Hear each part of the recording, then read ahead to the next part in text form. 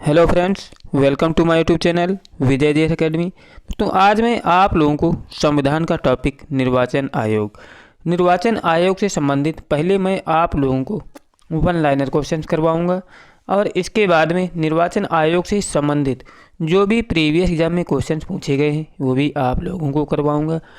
आप लोगों से रिक्वेस्ट है कि आप लोग वन लाइनर क्वेश्चन देखने के बाद में इसके प्रीवियस एग्जाम क्वेश्चंस जरूर देखिएगा। तो चलिए शुरू करते हैं क्वेश्चन नंबर 1 से, जिसमें पहला क्वेश्चन दिया है कि तारकुंडे समिति तथा गोस्वामी समिति का संबंध है। दोस्तों इसका संबंध किससे है? तो दोस्तों इसका संबंध है चुनाव व्यवस्था में आमूल सुधार से है। तारकुंडे समिति तथा गोस्वामी समिति का संबंध। अगला क्वेश्चन है कि भारत की निर्वाचन पद्धति किस देश की निर्वाचन पद्धति के अनुरूप है? तो उत्तर है ब्रिटेन की निर्वाचन पद्धति के अनुरूप है। अगला है कि भारतीय संविधान के किस अनुच्छेद में निर्वाचन आयोग का वर्णन है? तो उत्तर है अनुच्छेद 324 में निर्वाचन आयोग का वर्णन है। इसके बाद अगला क्वेश्चन दिया हुआ है कि निर्वाचन आयोग, सर्वोच्च न्यायालय, संघ लोक सेवा आयोग, नियंत्रक एवं महालेखा परीक्षक का कार्यालय जैसी संस्थाओं में कौन सा लक्षण समान है? तो याद रखिएगा ये सभी क्या है दोस्तों? संवैधानिक संस्थाएं हैं। और अगला क्वेश्चन है कि भारत में मुख्य निर्वाचन आयुक्त की नियुक्ति कौन करता है? तो उत्तर है राष्ट्रपति करता है भारत में मुख्य निर्वाचन आयुक्त की नियुक्ति। इसके बाद अगला क्वेश्चन है कि निर्वाचन आयोग की प्रमुख होता है।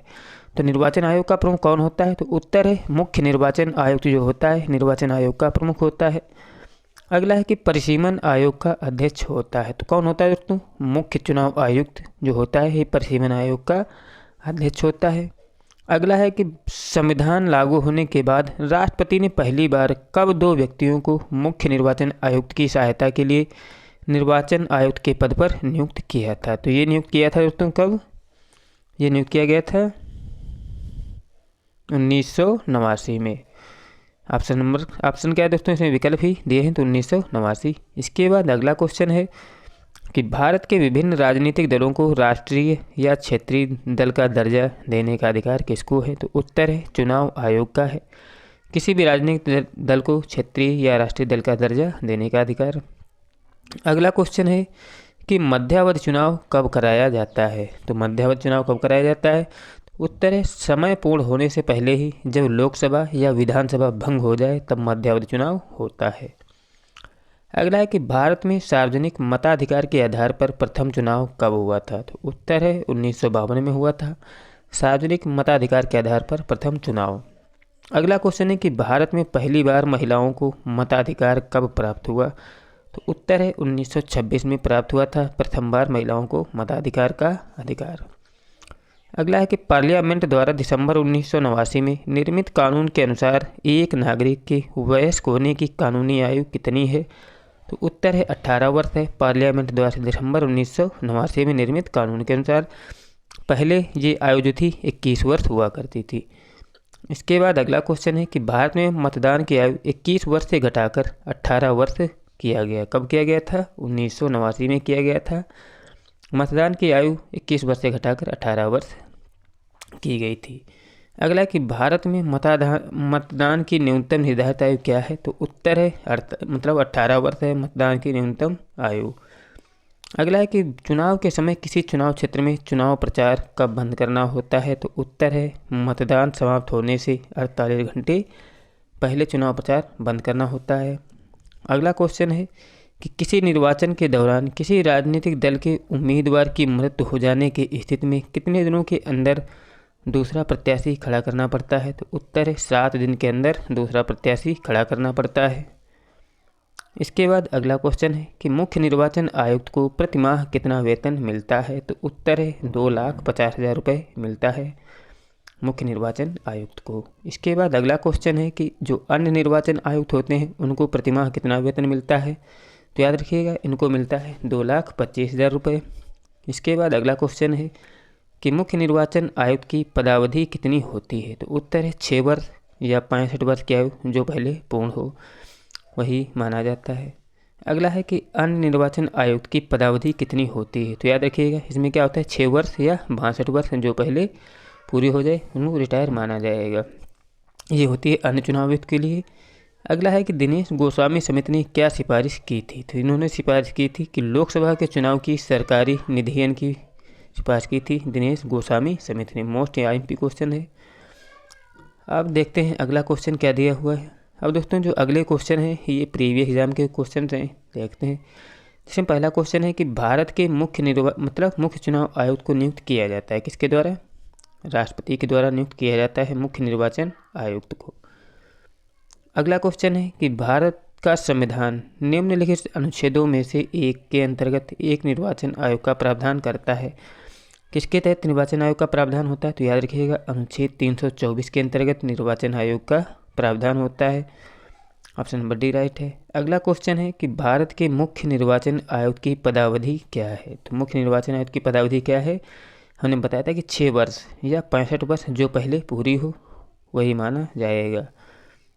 अगला क्वेश्चन है कि केंद्र और राज्य व्यवस्थापिकाओं की मतदान की न्यूनतम उम्र की सीमा 21 वर्ष से घटाकर 18 वर्ष की गई थी। कब की गई थी? ये की गई थी 61वें संविधान संशोधन 1989 के द्वारा। इसके बाद अगला क्वेश्चन है कि किस संविधान संशोधन द्वारा मतदान की आयु 21 वर्ष से घटाकर 18 वर्ष की गई? तो उत्तर 61वें संविधान संशोधन के द्वारा 21 से घटाकर 18 वर्ष कर दी गई थी। अगला क्वेश्चन है कि कौन सा आयोग भारत के संविधान के एक अनुच्छेद के अंतर्गत उपबंध के पालन में गठित है? तो याद रखिएगा ये होता है निर्वाचन आयोग। और इसके बाद अगला क्वेश्चन है, क्या पूछा गया था? ये पूछा गया था कि निम्न में से कौन सा चुनाव निर्वाचन आयोग द्वारा संपादित नहीं किया जाता है? तो याद रखिएगा जो होता है इसमें स्थानीय निकायों का चुनाव, ये क्या होता है? निर्वाचन आयोग द्वारा संपादित नहीं किया जाता है। अगला क्वेश्चन है कि अन्य निर्वाचन आयुक्त अपना त्यागपत्र किसे देते हैं? मोस्ट IMP क्वेश्चन है। ये देते हैं राष्ट्रपति को अपना त्यागपत्र, अन्य निर्वाचन आयुक्त। इसके बाद अगला क्वेश्चन है कि दिनेश गोस्वामी समिति का संबंध किससे था? तो याद रखिएगा निर्वाचन सुधारों से था दिनेश गोस्वामी समिति का संबंध। अगला है कि निर्वाचन आयोग का कार्य नहीं है। तो उत्तर है कि उम्मीदवारों का चयन करना ये निर्वाचन आयोग का कार्य नहीं होता है, ये पार्टियों का काम होता है। अगला है कि मुख्य निर्वाचन आयुक्त की नियुक्ति तथा उसको पद से हटाने का अधिकार किसको है? तो याद रखिएगा ये राष्ट्रपति को है निर्वाचन आयुक्त की नियुक्ति तथा उनको पद से हटाने का अधिकार। अगला क्वेश्चन है कि निर्वाचन आयुक्त की सेवा शर्त तथा कार्यकाल निश्चित करता है। कौन निश्चित करता है? ये संविधान निश्चित करता है निर्वाचन आयुक्त की सेवा शर्त तथा कार्यकाल। अगला है कि लोकसभा तथा विधानसभा के किसी प्रत्याशी की जमानत राशि जब्त की जाती है। कब? जब वह कुल मतदान के 1/6 मत भी प्राप्त नहीं कर पाता है तो उसकी क्या होती है? जमानत राशि जब्त हो जाती है। अगला क्वेश्चन है कि EVM का प्रयोग भारतीय चुनावों में कब से प्रारंभ हुआ? तो याद रखिए 1997 में प्रारंभ हुआ था EVM का प्रयोग। अब देखते हैं दोस्तों केंद्र तथा राज्यों के संबंध से संबंधित क्वेश्चंस। इसके बाद में इसके प्रीवियस एग्जाम क्वेश्चंस भी करवाऊंगा। इसमें पहला क्वेश्चन दिया है कि संघ सूची, राज्य सूची तथा समवर्ती सूची का विस्तृत उल्लेख संविधान की किस अनुसूची में किया गया है? तो उत्तर है 7वीं अनुसूची में किया गया है केंद्र सूची, राज्य सूची और समवर्ती सूची का विस्तृत उल्लेख। अगला है कि सरकारी आयोग की सिफारिशों का संबंध है। तो सरकारी आयोग की सिफारिशों का संबंध किससे है दोस्तों? ये है केंद्र और राज्यों के बीच संबंधों से है सरकारी आयोग का संबंध। इसके बाद में अगला क्वेश्चन है कि केंद्र राज्य संबंध पर 1971 में राजमन्नार समिति किस राज्य के द्वारा गठित की गई थी? तो उत्तर है तमिलनाडु सरकार के द्वारा गठित की गई थी राजमन्नार समिति। अगला है कि भारतीय संविधान में राज्य की शक्तियाँ एवं कार्य किस प्रकार से विभाजित किए गए हैं? तो भारतीय संविधान में इसमें 3 प्रकार की सूचियाँ बनी हैं, संघ सूची, राज्य सूची और समवर्ती सूची है। अगला है कि केंद्र तथा राज्य के मध्य शक्तियों के वितरण के लिए भारत का संविधान 3 सूचियों को प्रस्तुत करता है। कौन से 2 अनुच्छेद शक्तियों के वितरण को विनियमित करते हैं? तो कौन से 2 अनुच्छेद जो हैं उन शक्तियों को निश्चित करते हैं? तो एक है अनुच्छेद 245 तथा 246। अगला है कि भारतीय संविधान में अवशिष्ट अधिकार हैं तो किसके पास हैं? याद रखिएगा ये केंद्र के पास होते हैं अवशिष्ट अधिकार।